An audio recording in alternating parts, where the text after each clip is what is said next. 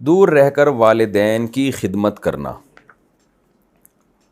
عبد الحنان صاحب حیدرآباد سے پوچھتے ہیں، میں بہت سال سے بیرون ملک میں ہوں، ایک آیت میں ہے کہ ماں باپ اگر ضعیف ہو جاتے ہیں تو ان کی خدمت کرنی چاہیے، کیا دور رہ کر پیسے بھیجنا افضل ہے یا وہاں جا کر خدمت کرنا ضروری ہے؟ میں دونوں میں سے ایک کام ہی کر سکتا ہوں۔ دیکھیں، آپ کے ماں باپ کے لیے کیا ضروری ہے یہ آپ بہتر فیصلہ کر سکتے ہیں۔ شریعت نے تو حکم دیا خدمت، اب خدمت مالی بھی ہوتی ہے، جسمانی بھی ہوتی ہے۔ اگر آپ کے والدین پہلے سے بہت زیادہ مالدار ہیں، ان کو پیسوں کی ضرورت نہیں ہے، تو پھر تو جسمانی خدمت کرنی چاہیے، اور اگر ان کو پیسوں کی ضرورت ہے تو پھر پیسوں کی خدمت کرنی چاہیے۔ تو یہ مسئلہ آپ مجھ سے پوچھنے کے بجائے اپنے ماں باپ سے ہی پوچھیں، ان سے کہیں بھائی میں آپ کو پیسے بھیج دیا کروں یا آپ کے پاس رہ کے آپ کی خدمت کروں۔ لیکن اگر آپ کو یہ ڈر ہے کہ آپ والدین کے پاس رہ کے خدمت کرنے سے پیسے بالکل ہی نہیں ملیں گے، آپ کو جاب لیس ہو جائیں گے، تو پھر اپنے بیوی بچوں کا خرچہ کیسے چلائیں گے؟ پھر ایسی صورت میں پیسے کما لینا اور پیسوں کے ذریعے خدمت کر لینا یہ زیادہ بہتر ہے۔ زکوٰۃ کی رقم سے اجرت کے طور پر راشن دلانا۔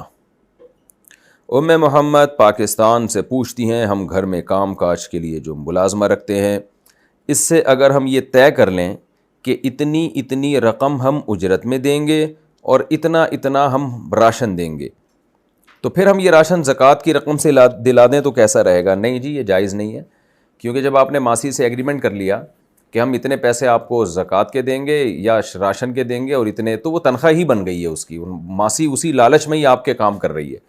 تو تنخواہ اور زکوٰۃ کو بالکل الگ رکھنا چاہیے۔ زکوٰۃ کا کوئی تذکرہ نہ ہو جب آپ ماسی کو خدمت کے لیے رکھیں، اس کو بتائیں بس یہ اسپیسیفک اماؤنٹ ہے جو آپ کو منتھلی تنخواہ میں دیا جائے گا، اس سے زیادہ نہیں ہم دیں گے، تاکہ وہ اسی تنخواہ کی بیس پہ خدمت کرے۔ پھر جو آپ اس کو اضافی دیں گے، صدقہ، خیرات، زکوٰۃ، وہ صدقہ کہلائے گا، زکوٰۃ کہلائے گا۔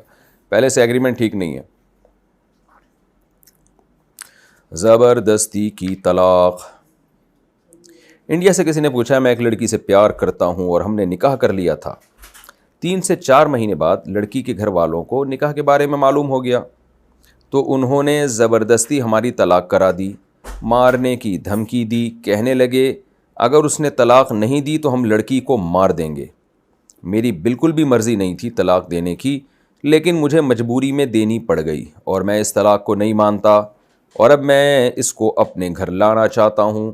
ہماری طلاق ہوئی ہے یا نہیں؟ یہ طلاق میں نے بہت ہی زیادہ مجبوری میں دی ہے۔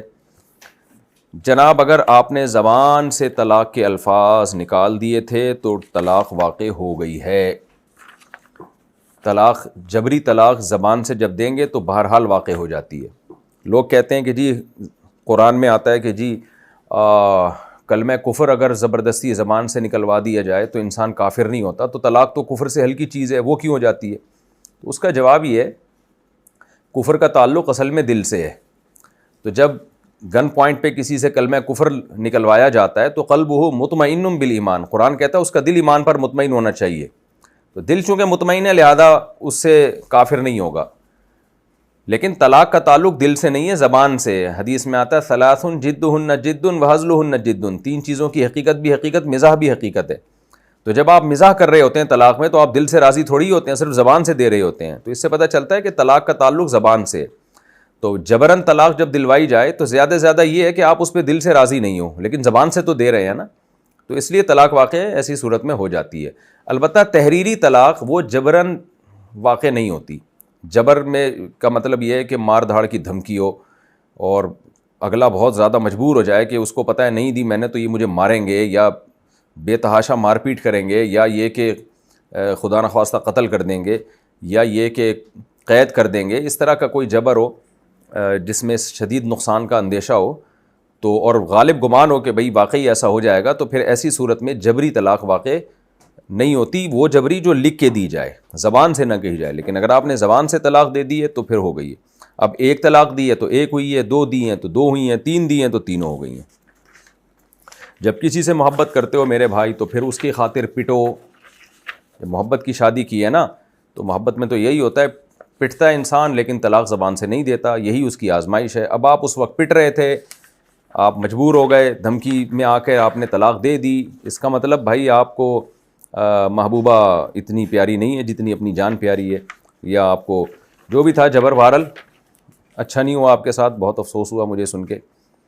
لیکن یہ کہ اگر 3 دے دیے تو تینوں ہو گئیں، 1 دے دیے تو 1، 2 دے دیے تو 2 ہو گئی۔ رشتہ داروں کو بھی اللہ ہدایت دے یار، جب شادی ہو گئی ہے تو ان کو رکھو اب